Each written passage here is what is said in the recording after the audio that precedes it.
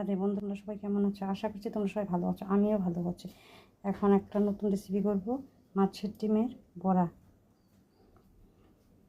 নুন দিয়ে দিলাম, হলুদ দিয়ে দিলাম, কুচনো লঙ্কা, কুচনো পেঁয়াজ, লঙ্কা,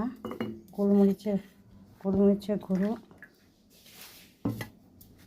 ফেটানি, এই যে দই দিয়ে ভালো করে আমি মেখে নেব। তেল দিয়ে দিলাম, তোমরা রিফাইন তেলও ইউজ করতে পারো, আমি সরিষার তেল দিলাম। যেহেতু মাছের ডিমের বড়া, অসুবিধা হবে না।